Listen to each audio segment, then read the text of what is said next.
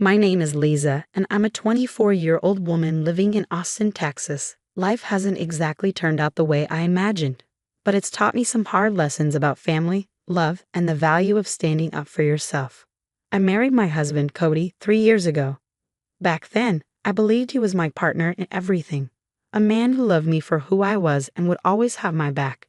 But from the moment I stepped into his family home, things changed. My mother-in-law, Karen, made it her mission to remind me I didn't belong. She would smile and pretend to adore me when Cody was around. But the moment we were alone, her mask would drop. Karen hated me, and she made no effort to hide it. The problem wasn't just that I married her son. It was that I earned more than him. I worked as a marketing analyst for a tech company, and my paycheck often covered more of our expenses than Cody's did. Karen couldn't stand that. In her eyes, it was my job to cater to my husband and his family, no matter what I brought to the table. She started treating me like a live-in maid. "You're home early. Why don't you clean the kitchen?" She'd say, or, "Cody works so hard. Shouldn't you handle the laundry?" It wasn't about chores. It was about control. I cooked dinner for everyone after a long day at work, only for Karen to criticize it. I'd scrub the floors, and she'd find something I missed. Cody would tell me to ignore her, but he never stood up for me. The worst part was the double-faced act. Around Cody, Karen would sing my praises. "Lisa's so hardworking," she'd gush. "You're lucky to have her." But when he wasn't there, she'd call me names, roll her eyes at me, or even guilt me into running errands for her. Despite all this, I kept telling myself to push through. This is marriage, I thought. It'll get better. But the truth was, I was bending over backward for a family that didn't appreciate me, and every day, it wore me down a little more. It all came to a head on my 25th birthday, a day I had hoped would be filled with joy and love. I'd worked so hard to make that house feel like a home, to be a good wife, and to endure Karen's constant jabs. Deep down, I wanted that day to remind me why I'd chosen this life. To celebrate with my husband and maybe, just maybe, feel like I belonged. I decided to keep the celebration small, just the three of us. Cody, Karen, and me. I planned everything from the decorations to the cake, and even set up Karen's favorite chair at the table. I wanted to prove to her that I wasn't trying to replace her in Cody's life, that we could all coexist peacefully. The evening started off smoothly. Karen even complimented my outfit, which was rare. I thought maybe, for once, we'd have a nice moment as a family. When it came time to cut the cake, I hesitated for a second. Karen was sitting right there, scrolling on her phone, and Cody was distracted with a work email. I didn't want to seem selfish, so I asked, "Should we wait for you to finish, Karen?" She waved me off. "Go ahead, Lisa. Don't wait on me," she said without looking up. So I picked up the knife, smiled at Cody, and made the first slice. The next few seconds are a blur in my memory. One moment, I was cutting the cake. The next, Karen was on her feet shouting, "How dare you cut the cake without asking me?" She screamed, her voice sharp enough to make Cody jump. I was stunned. She just told me to go ahead. I opened my mouth to respond, but before I could say a word, she slapped me across the face. The sting of her hand on my cheek wasn't just physical, it was humiliating. And as if that wasn't enough, she grabbed a handful of the cake I'd spent hours decorating and threw it at me. The room fell silent. I stood there, my cheek burning, frosting sliding down my face, completely shocked. I turned to Cody, my husband, the man who was supposed to love and protect me. "Cody," I said, my voice trembling, "are you seriously going to let her do this to me?" I hoped, prayed, that he'd stand up for me, that he'd tell Karen she was out of line. But instead, he sighed, ran his hand through his hair, and said, "Lisa, why do you always have to start drama?" It was like the air had been sucked out of the room. "Drama?" I repeated, my voice barely a whisper. "Don't raise your voice at me," he snapped. "You know how sensitive my mom is. You could have waited for her." I couldn't believe what I was hearing. Karen was standing there, glaring at me with smug satisfaction, and Cody, the one person I thought I could count on, was taking her side. I didn't argue. What was the point? My birthday, the one day that was supposed to be about me, had turned into another stage for Karen to humiliate me. And Cody, as always, let her. That night, I lay in bed staring at the ceiling, replaying the scene over and over in my head. I couldn't sleep. I couldn't cry. I couldn't even be angry. All I felt was a deep, hollow sadness. By the time the sun came up, I knew what I had to do. This wasn't just about the cake or the slap. It was about the years of disrespect, the endless sacrifices, and the realization that neither Karen nor Cody would ever change. The next morning, I packed my things. I didn't make a scene. I didn't yell or demand explanations. I just left. I didn't even leave a note. For the first time in years, I chose myself.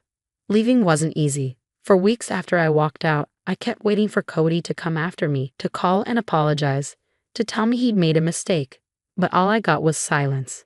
The first few days were the hardest. I rented a small apartment downtown and started piecing my life back together. The emptiness in that space mirrored the void I felt inside. But as the days turned into weeks, something strange happened. I started to feel lighter. Without Karen's constant criticism and Cody's indifference weighing me down, I could finally breathe. I threw myself into my work, took up yoga, and even joined a local book club. For the first time in years, I was living for myself, not for someone else. 3 years passed, and I became someone I barely recognized, stronger, happier, and more confident. My career soared. I made friends who felt more like family than Karen or Cody ever did. I stopped thinking about them altogether. That is, until one evening when my phone rang. The name on the screen stopped me in my tracks. Cody. I hesitated before answering, a flood of emotions rushing in. What could he possibly want after all this time? Liza. His voice cracked as soon as I picked up. I need you. It wasn't the confident, dismissive tone I remembered. He sounded desperate, almost broken. Mom's gone, he continued, barely able to get the words out. She passed away last week. I don't know what to do. The house is falling apart. I'm falling apart. I've lost everything, Lisa. I need you. Please come back. I was stunned. For a moment, I didn't know what to say. His words swirled in my mind. I need you. The same man who stood by as his mother humiliated me, who dismissed my pain, now wanted me to swoop in and save him. Liza, he pleaded when I didn't respond. I've changed. I realize now how much I hurt you, how wrong I was to let Mom treat you that way. I miss you, baby. Please, come home. We can start over. We can build a new life together. I took a deep breath, the weight of his words pressing against my chest. But then, I remembered. I remembered Karen's slap, the frosting sliding down my face, Cody's cold indifference, and the years I spent breaking my back for a family that never respected me. No, I said firmly, my voice steady. What? He stammered, as if he couldn't believe what he was hearing. No, Cody, I repeated. I'm not coming back. I'm not your savior. I'm not your maid. And I'm definitely not the woman who's going to fix your life because you let it fall apart. Liza, please. Do you remember the day you humiliated me on my birthday? When you sided with your mother instead of defending me, you made your choice, Cody. And now I'm making mine. There was a long pause. I could hear him breathing, could feel the weight of his silence. I spent 3 years rebuilding my life, I continued. 3 years learning to love myself after everything you and your mother put me through. And I'm not going to throw all that away just because you suddenly realize what you lost. But I've changed, he whispered. Maybe you have, I said. But it doesn't matter. I don't need you anymore, Cody. I've moved on, and you should too. For the first time in years, I felt completely free. This wasn't about revenge or holding a grudge. It was about choosing myself, something I should have done a long time ago.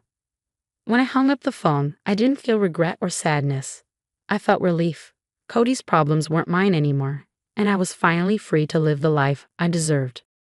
After that phone call, I felt a sense of clarity I hadn't known before. It wasn't just about turning Cody down. It was about fully stepping into the life I had built for myself. For years, I had defined my worth by what I could do for others, by how much I could endure. But now, I saw my strength in a different light, not as someone who tolerated pain, but as someone who chose happiness. The life I had rebuilt was beautiful in ways I never expected. My small apartment had grown into a cozy sanctuary filled with things that brought me joy. My job, once a means to escape the chaos at home, had blossomed into a career I loved. I'd started traveling, something I'd always dreamed of but never had the freedom to do. More importantly, I'd surrounded myself with people who truly cared about me. My book club turned into a circle of close friends who celebrated my wins and held me up when I faltered. They were there for the little moments too, movie nights, weekend brunches, and even an impromptu road trip to the Grand Canyon. On my 28th birthday, 3 years after the disaster that drove me to leave, I threw a party for myself. Not out of obligation, not to please anyone else, but simply because I wanted to celebrate me. My friends decorated my home with fairy lights and flowers, and we danced in the living room to my favorite songs. When it was time to cut the cake, everyone cheered, and for the first time in years, I felt nothing but joy. Standing there, knife in hand, I thought back to that moment 3 years ago when Karen slapped me and Cody stood by. It wasn't sadness I felt, it was gratitude. Because if that night hadn't happened, I might never have found the courage to walk away. My life now wasn't perfect, but it was mine. I learned to trust myself, to set boundaries, and to let go of people who didn't deserve a place in my heart. And for the first time in my life, I wasn't waiting for someone else to save me. As I looked around the room, at the friends who had become my family, at the life I had built from the ground up, I realized something. I didn't need Cody. I didn't need Karen. I didn't need anyone to complete me because I was already whole. And that was the greatest gift of all.